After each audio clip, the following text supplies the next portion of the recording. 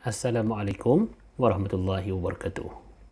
Hari ini kita nak sambung lagi tajuk solat sunat hari raya, Aidilfitri ataupun Aidiladha.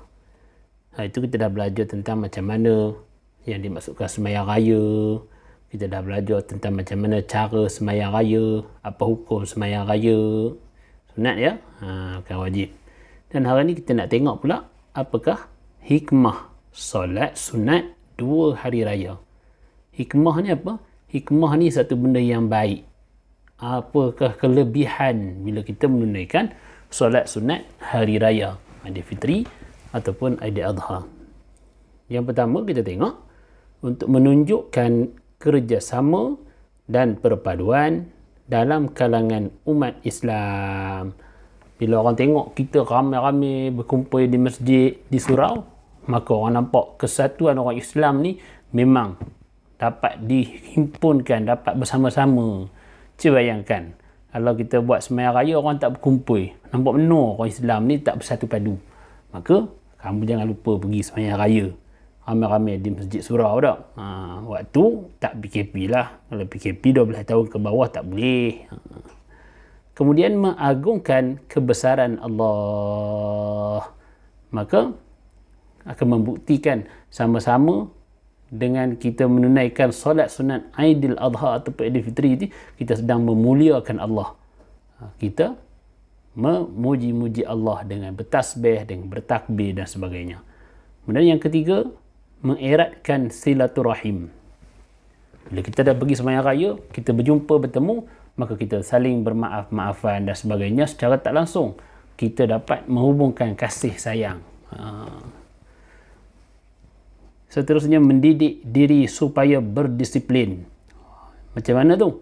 Bila sembahyang raya ni, kita kena sembahyang pada time dia, waktu dia. Waktu sembahyang raya ni pagi je lah, petang dah tak boleh. Maknanya kita bila sembahyang ramai-ramai, ikutlah masjid surau. Dia kata 8, pukul 8 lah. 8.30, 8.30. Maknanya kita bila kita pergi, kita sama-sama menjaga masa, disiplin diri kita untuk sentiasa berjaga-jaga dengan masa. Dan apa lagi kelebihannya ataupun hikmah solat sunat hari raya ni? Menegakkan syiar Islam. Syiar ni apa benda, Ustaz? Syiar ni suatu tanda yang menampakkan Islamnya kita. Bila kita sembahyang raya, orang tahu, oh, orang Islam ni. Bila kita pergi pasar malam, belum tentu orang tahu kita ni Islam ke tak. Maka tu bukan syiar pasar malam tu. Pasar malam ni sesuatu yang kita orang lihat, orang dengar, nampak kita ni adalah Islam. Azan, masjid, ni semua adalah tanda-tanda syiar Islam. Termasuklah salah satunya solat sunat hari raya. Kemudian yang ke berapa ni? 6. Menambah ilmu pengetahuan. Mestilah tambah tak? Sebelum ni kalau yang tak pernah pergi sembahyang raya tu, yang pergi sembahyang Jumaat aja, dia pergi selalu dengar khutbah dulu. Bila mari lepas habis khutbah baru sembahyang Jumaat. Tapi sembahyang Jumaat ni dia sembahyang raya dulu, kemudian baru dengar khutbah. Salah satu daripada ilmu yang kita dapat, cara-cara menunaikan solat sunat hari raya. Kemudian kita dapat ilmu daripada kita mendengar khutbah dan sebagainya. Jangan tidur pula. Kalau kamu tidur, dengar khutbah sajalah. Kemudian yang seterusnya, melahirkan rasa syukur atas nikmat kurniaan Allah. Tanda kita bersyukur. Siapa yang bersyukur, maka Allah akan tambah pelbagai nikmat. Siapa yang tidak bersyukur, maka Allah Ta'ala peringatkan kita sesungguhnya azab Allah tu amat pedih. Salah satu tanda kita bersyukur dengan apa yang Allah kurnia kepada kita, dengan kita sembahyang sunat hari raya. Ni jangan duk tengok TV manjang. Inilah di antara hikmah-hikmah yang kita boleh sebut kat sini ataupun hari ini. Adapun sebenarnya banyak lagi hikmah-hikmah lain yang kita boleh sebut. Solat sunat 2 hari raya mengandungi banyak hikmah dan sangat dituntut dalam Islam, sehingga Rasulullah sallallahu alaihi wasallam tidak pernah meninggalkannya. Nabi tak pernah tinggal sembahyang raya. Kita kadang-kadang aja semayang. Siapa yang semayang, maka dia dapat pahala mengikut sunnah Nabi SAW. Kemudian ni kita nak tengok sikit. Kita nak tengok sikit perkara-perkara yang berkaitan dengan semayang. Nak bincang sikit. Kita tengok di sini. Kalau buku teks tu awak boleh tengok muka surat 128 tak? Berdasarkan situasi di bawah, berikan pandangan kamu berserta alasan. Apa benda? Kita nak tengok sikit ya. Yang pertama, hakim sempat masbuk pada rakaat kedua solat sunat Aidilfitri. Tahu masbuk? Masbuk ni orang yang dia tak sempat takbir sama-sama imam. Lambat sikit. Dia khabar hakim. Dia masbuk. Kalau yang sama-sama takbir dengan imam, nama dia muwafiq. Dia tak sempat takbir sama-sama imam, dia masuk. Imam dah rakaat kedua. Maka awak ataupun hakim tadi tu menjadi makmum yang masbuk.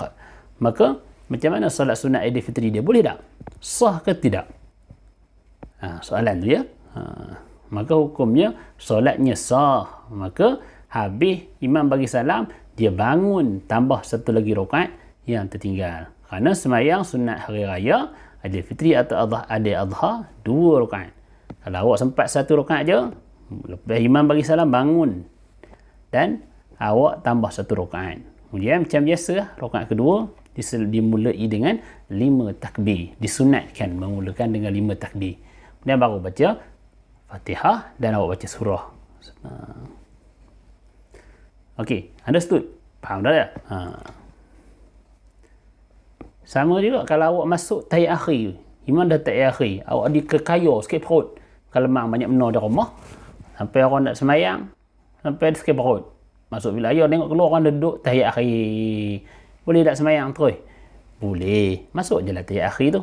Kemudian awak tambah pula 2 rakaat lepas imam bagi salam. Dapat pahala juga. Kemudian tengok situasi kedua. Aliyah tidak dapat menunaikan solat hari raya berjamaah di masjid kerana membantu ibunya menjaga adik. Apa nak buat? Boleh ke tak? Macam mana? Kalau awak tak sempat nak pergi semayang berjemaah, maka awak boleh semayang sunat hari raya ni seorang-seorang. Kalau tak sempat nak pergi berjemaah, maka boleh buat seorang-seorang. Macam mana seorang-seorang? Awak buat semayang macam biasa, cuma awak semayang seorang-seorang. Sah tak? Sah. Tapi taklah sebesar pahala kita semayang berjemaah.